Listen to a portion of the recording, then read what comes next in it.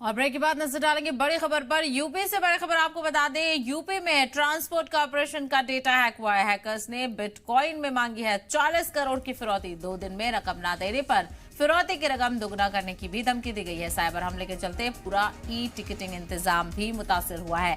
जीएमआईटी युजवेंद्र सिंह ने cyber crime थाने में दर्ज कराई एफआईआर। हालांकि इस मामले में एक मुकदमा मुंबई में तो वहीं एक मुकदमा लखनऊ के साइबर थाने में दर्ज हो गया है और जानकार डेटा निकालने की कोशिश में लगे हुए हैं। हालांकि बस अड्डे पर मौजूद लोगों और कंडक्टर का कहना है कि वेबसाइट हैक होने के बाद उनका काम बहुत ज्यादा बढ़ गया है, क्योंकि अब मैनुअल टिकट ही लेना पड़ रहा है।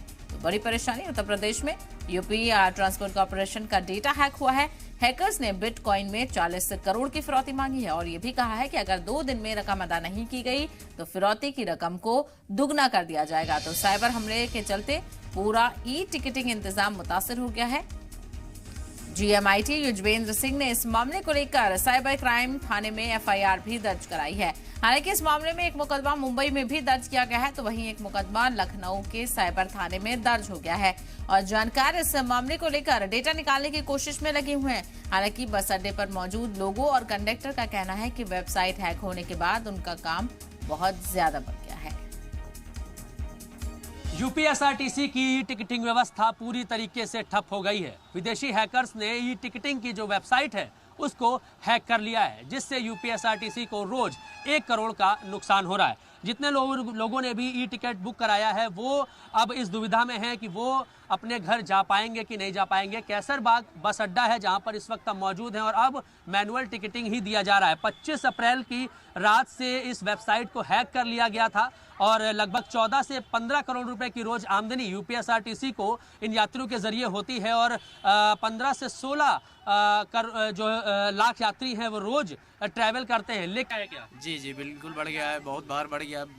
हाथ से टिकट बनाना पड़ रहा है जिससे काफ़ी दिक्कतें हो रही हैं और पैसेंजर को भी दिक्कत है। टाइम भी बहुत ज़्यादा लग जाता है, समय लग रहा है और जो है हाथ से टिकट बनाने में काफ़ी दिक्कत। करोड़ों रुपए का नुकसान भी विभाग को हो रहा है। का भी नुकसान भी हो रहा है। विभाग का नुकसान देखिए, ये कंडक्टर हैं और कह रहे हैं कि हाथ से ही टिकट इनको बनाना पड़ रहा है, जिस वजह से जो है करोड़ों रुपए का नुकसान विभाग को हो रहा है। और भी तमाम लोग हैं, इनसे बात करेंगे। मैम, आपने कभी ऑनलाइन टिकट बुक कराया है क्या? जी नहीं, कभी नहीं कराया। आपने कभी कराया है? अभी तो मैनुअल टिकट लेना पड़ रहा है। टिकट जो है वेबसाइट हैक हो गई है जी।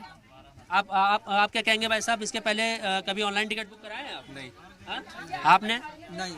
कहाँ कैसे विदेशी हैकर्स ने निशाना बनाया है यूपीएसआरटीसी के विभाग की जो वेबसाइट है। ई टिकटिंग की व्यवस्था पूरी तरीके से ठप है। फिलहाल किसी तरीके की अधिकारी भी जानकारी नहीं दे पा रहे हैं और जो डेटा सेंटर मुंबई में मौजूद है उससे डेटा दोबारा अर्जित करने के लिए जो विशेषज्ञों की टीम है वो लगी हुई है, लेकिन अभी पूरी तरीके से हाथ विशेषज्ञों के खाली हैं और ये हैकर्स कौन है इसके बारे में भी फिलहाल पता नहीं चल पाया है। कैंसर नाबालक के साथ मयूर शुक्ला, जी मीडिया, लखनऊ।